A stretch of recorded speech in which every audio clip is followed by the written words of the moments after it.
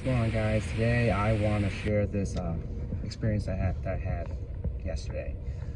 So this is I had a going away, pretty much, because I'm leaving the local area, right? I had a going away, and this one's really interesting because I'll go back to the story real quick, but I get to see in addition firsthand to what some of the struggles that very self-unaware men go through. Very self-unaware men. I'll tell you what I mean. So I had a coworker, right? He don't get me wrong, he has best of intentions, but often he comes off as like very I would say pretty much shutting people out. I'll tell you what I mean. So during this going away that I had, people from all over my office came through. It was like, hey, we want some closure, so we want to support you, saying that, hey, good luck and thank you for everything you did throughout your time here. Appreciate that, all that stuff, right? And so during the time, I was walking around asking people how they are, see what they're ordering, because we were at Chili's, and obviously when we have about 20 plus people, it takes a while for the servers to really go through everybody. And it was a little more busy that night, and it was late in the evening. We were already there. We sat down, and as I was walking around, saying, "Hey, how's everyone doing?" Make some small talks, seeing how they are. Everything was great, right? But eventually, I go through all the way to one end of the table, and I experience, I would say, a slightly different atmosphere. And what I saw was, like one of the guys. We'll call him James, for example. Okay, we'll call him James. That's not his really name, but let's call him James. And James is just, obviously he's being himself, he's having fun. But unfortunately, when everyone else around him sharing their stories, because I was there, I asked one of my coworkers in front of James, I asked, hey, what you been up to lately? Small things like that, right? Obviously, James makes some small comments, and often he really shuts down. He unintentionally shuts down the conversation. And I'll tell you what I mean. So I asked one of my coworkers in front of James, what do you, I don't know I haven't ordered yet, so what do you think you're getting? As he was talking about his orders, and eventually he sidestepped the conversations to some of the things that he was working on, like some of his passions, which happens to be about guns. Like, okay, cool, that's pretty cool, like, all right, I'm a curious person, I want to know. And along the way, James, he just shuts down the conversation, because James too is also a gun enthusiast, but unfortunately he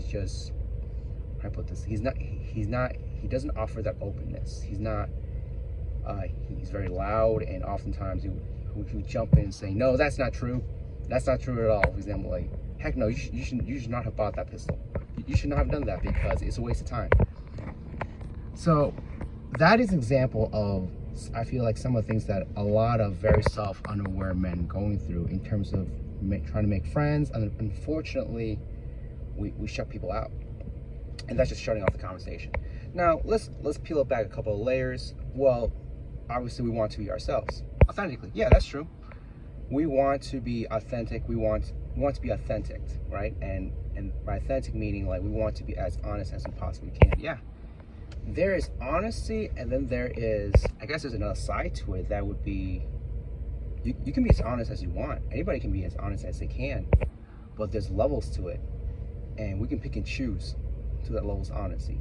It doesn't mean we're bad people. It just means that we're very taxed, because certain occasions will call for different levels of honesty. That's just how it is, guys. In my experience, that's just how it is. And unfortunately, in this case for James, don't get me wrong. He's not holding back. He wants to jump into conversations and really give his 2 cents. And oftentimes, yeah, everyone wants to give the 2 cents, but James was so loud, he was so rude. So this is, in the internet, they coined this as unsolicited advice or unsolicited opinions, right? And I feel that something that's so small, we probably have done it, and we don't know if we're doing it, and we don't know if we're being honest or if we're being rude. I think that's a big thing that we should ask ourselves. Like, are we being honest or are we being rude? And I think, well, yeah, we want honesty for sure. That is a sure fact. At the same time, a rudeness can cost you. You know, it sure does. And those are the terms. Those are the terms.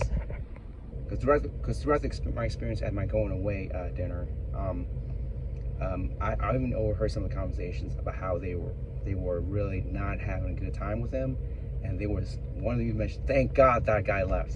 He even shouted it out like, "Thank God James left." And they talked about like how, and obviously they talked about how like they really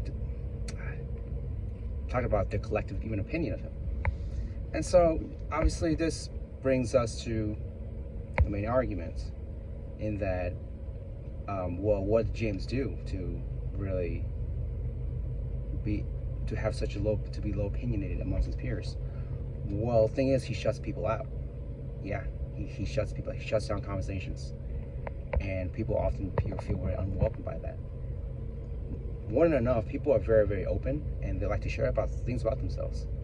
Obviously, sometimes we may have time, sometimes we don't, and there's a way to go about it. If you do have time, obviously be as curious and be as open as you possibly are. And secondly, if you don't have time, you just have to say it. Don't fake it, man. Just gotta say it. Hey, this is a conversation I want to continue another time, but I really gotta get going. Message me. Tell me tell me the rest of the story, right?